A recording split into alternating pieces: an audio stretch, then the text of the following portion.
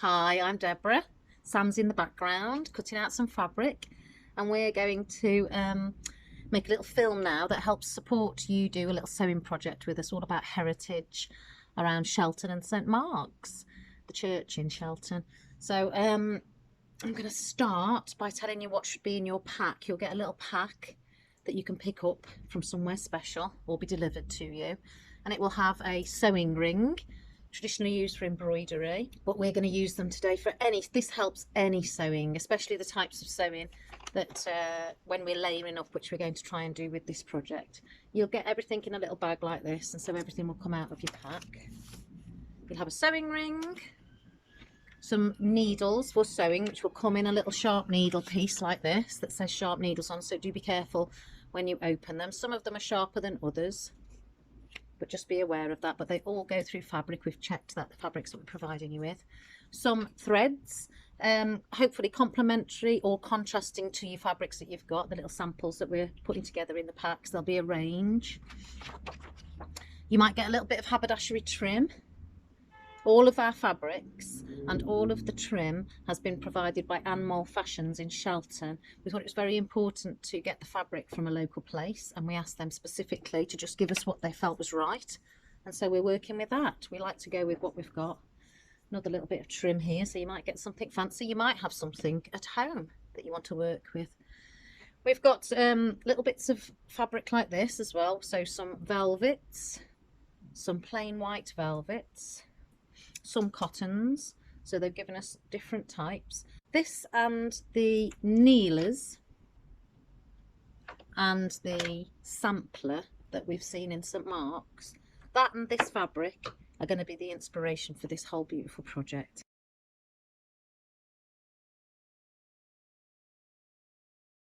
Now this is Sam, who was in the background cutting out some fabrics. Now she's sitting next to me because she's going to show me her sampler in a minute, so you can see what inspired us. We've chose these circular rings not only because they are great for sewing with, but also because we want a theme of the circle to happen for this project as well. So everybody is doing this kind of like their own circle, their own space, and this is the centre of you.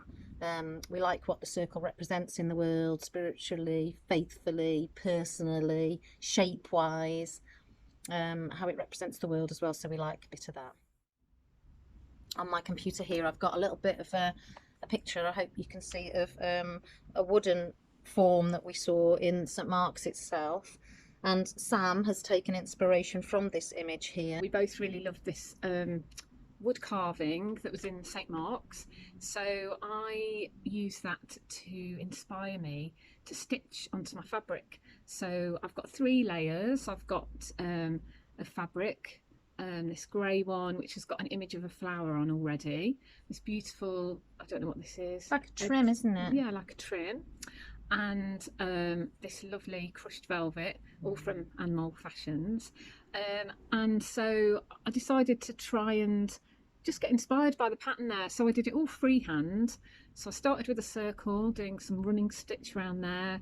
I did put a little bit of padding in there, and then crosses inspired by the cross stitch. And then I sort of followed the lines out with more running stitch.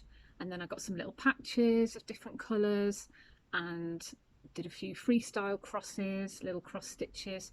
And yeah, I found that I got really absorbed in it, and I just didn't want to put it down really. I think it's fabulous how you've just kind of chosen what piece goes where, and that you haven't used a whole piece over the front and then layered the next bit, or you've left little gaps to kind of put a little bit of detail in another colour here.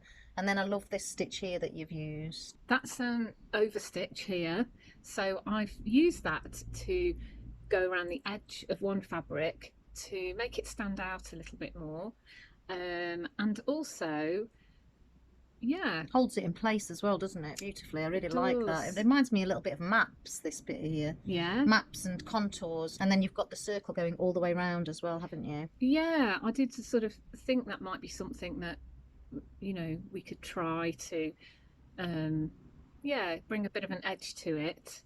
So yeah, I love colour myself, so I think that was what I was working with, a lot of the colour, and I love the shapes that were on that on the wood in the church. You know, the circles, the lines. So yeah, and I didn't know what I was going to do, I didn't know. I just started with the circle in the middle and just carried on, and I just found that I just went with the colours and the stitches and just played really. It's great. So, and you found it relaxing, didn't you? I did find it Great. very relaxing, very pleasing, and I just could have gone on and on really. So yeah, Brilliant. I just picked up this fabric. It was a piece of cotton that Anmol gave us, and I just kind of chose this little flower and decided to pad it up a little bit. And I did some layers, but I also added some wadding in here so they could almost quilt it up a little bit and see what happened there. On here you can feel the textures of it, and I've used a cotton that matches this colour here that somebody gave us a long time ago. And this was very simple stitches, they're just running stitches. And then another one that I looked at after I'd worked on that was this circle here that is kind of like still a part of this big piece of fabric that is again padded. It's crushed velvet with that blue shiny underneath, some wadding, but also a little piece of this one coming into a hole that was naturally here. In your packs you'll have little bits of fabric like this, such as these little ones here that we're playing around with here. I'm going to use this in a minute to kind of show us a sample of how to get things started and which types of stitches we're going to focus on, but you can bring whatever you like to this project. And so we're bringing little pieces of ourselves and our heritage and where we come from and where we are and how we are in the world. So I've cut out a little flower from this piece of fabric that came in the kit. I've got some white fabric, and I've really got that white fabric out so that you can see the stitching. And I've got some nice cotton, that's crushed velvet on the top, and then some nice cotton with some flowers on. And I'm putting that upside down so that the underneath looks a little bit quite nice and tidy and interesting. But I can put that any way around I want. This outer ring sits nice and cosy on top of that inner ring like that. And then you undo it, take this off, the bigger ring, and the little ring goes at the bottom of your fabric, all of the layers. And then you place this other ring over the top, which you've loosened a little so that it'll go over the fabric. When I pick it up like this, tighten that again so it stays in place. But you have to hold on to both of these little metal pieces here. So you screw in and hold on to the bolt. What we've put in the packs is some threads, and they're embroidery threads. So on each of these threads you've got 6 little threads. And what I've been using is I've halved it so that from every one length like this, you get 2 lots of sewing out of it. Embroidery cotton is made for that, this splitting. And if you can use one of the threads, 2 of the threads, 3 of the threads, 4 of the threads, or all of it. And obviously the more threads you use, the thicker the impact of the thread, so it's more decorative. And what needs to happen is you pull them 2 separately like that, but they want to stay together at the bottom. So it's really good to pull this bottom. It's really good to have another pair of hands really. So and I usually put it in my mouth, but I'm not going to, but I'm going to lean on it to give it some tension, and I'm going to pull it apart that way. When I was taught to do that, I was taught to put it in my mouth, but most people these days don't think that's appropriate. So I'm going to thread this up. And then I'm going to put a knot in the end. And I usually make a knot by twisting this around my finger, twizzling the cotton, and then pulling it. And then you get a big fat knot on the end there. Sometimes it doesn't work, so you try again. So I've got my thread and my needle. I've threaded it up, and I halved the embroidery thread. So I've just got 3 strands, and I've put a little knot in the end. And now I'm going to do a bit of running stitch. I've already done a running stitch here, but I forgot to record it. So I'm now going to do a cantha style stitching and do a running stitch next to this running stitch.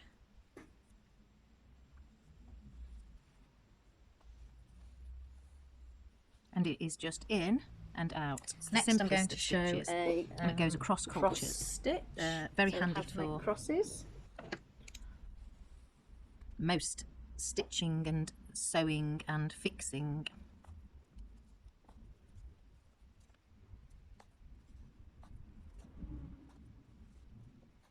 So up and down, in and out, making sure that we're not catching any other unnecessary fabrics with it. And I'm doing this in the style, it's a little bit cantha stitch actually, where you put lots of running stitches next to each other and then fill them with fill the pattern or the space that you've created. with other stitches of decoration. And you keep going. It's just in and out, in and out. It's a very simple. You can do it like this, or you could do it like that. In, out, in, out. Through all your layers.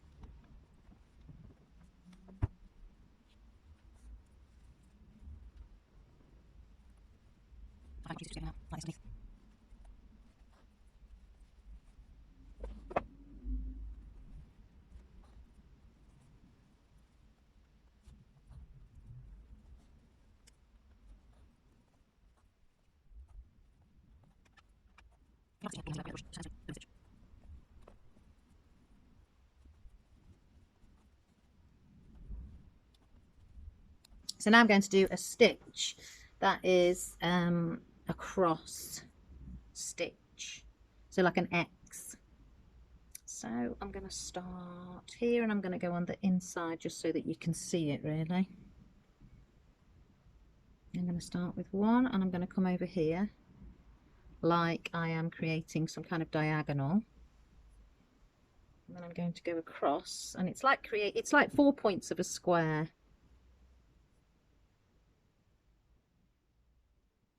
And then you get this little cross like this. I need to be kind of similar there. And then I go over to this corner of a square and then back through that corner of the square into this corner of the square.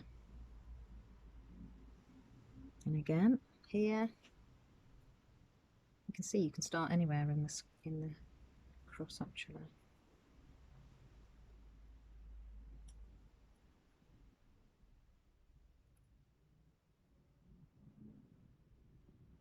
So this corner,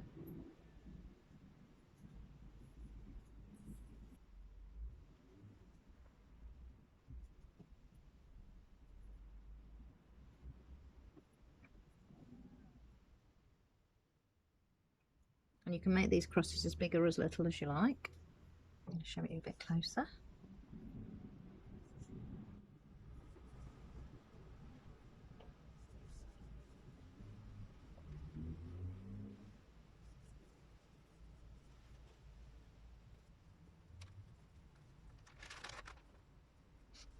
This project is helping us to think and learn and remind ourselves about the history of sewing, the different places it comes from, where it's grown, how women throughout time have been sewing and mending and using stitch to decorate and mark time and tell stories. We've got a couple of YouTube films, the history of the sampler and cantha stitching, some great pieces of work and some fabulous women showing us what they've learned about stitching. And I am going to do over stitching now, and that is, we're going to use that over stitch to hold this little flower that I've cut out of this piece of fabric that was in my kit, and I'm going to hold it down with an over stitch, and it's quite a decorative stitch as well. And I'm going to use this green here, not because I think it works beautifully with these colours, but because it will stick out and show up on the film. So you know, please excuse me for my strange colour choices. They are more practical rather than complementary. Right, so now I'm doing that thing again where I'm splitting the embroidery thread from 6 threads to 3 in each hand, and I'm holding the end of the thread with my body to give it tension so that it will split, otherwise it will turn into just one big knot. Now I've got to find my needle again, which I know has just thrown itself off the screen.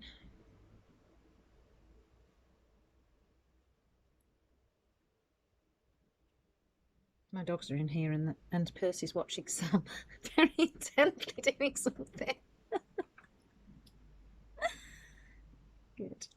So I've got a nice piece of green embroidery thread, 3 strands in it, and I've put a knot in the end. Once again, I've done it by twizzling it around my finger and pulling it to a knot. On the Zoom session, I think I might show people how to do that other knot, because I've forgotten to do that now. So I'm going to start at the back again, making sure that my fabric is in the right place, and this is in the right place for me, and I've got this gap here, so I'm happy for it to be there. Might move it over a little bit more actually and cover up my lack of stitches.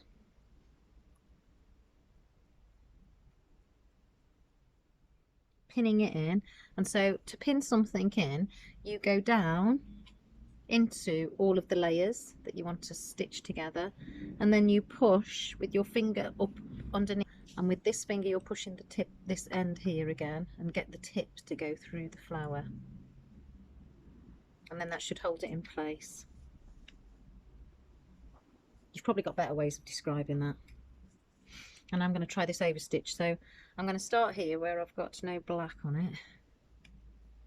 I'm going to go from underneath and over, and this is how we do it. It is an over stitch simply because it keeps going over, and so it's a way of attaching one thing to another in a decorative way, or you can just use it as decoration on a sewn outline.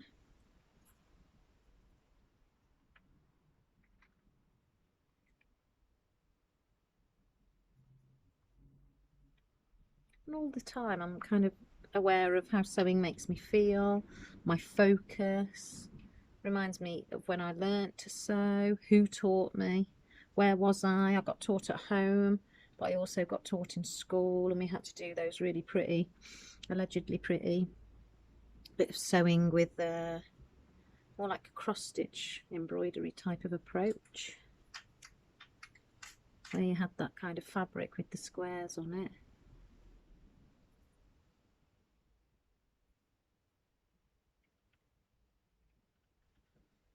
Oh, I quite like this green on this red now actually. I'm hoping you can see it.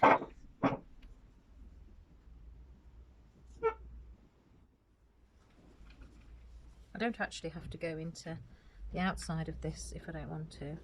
I could stick to the inside, just here. Do it very tightly on the end so that it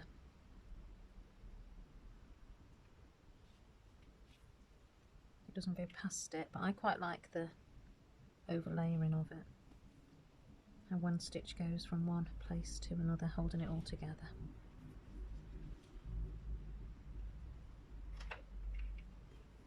What you could do as well is add beads to this sewing. So every time you put a stitch in, you could actually have a bead, and the bead would end up being on here. We might bring that to the future of the project.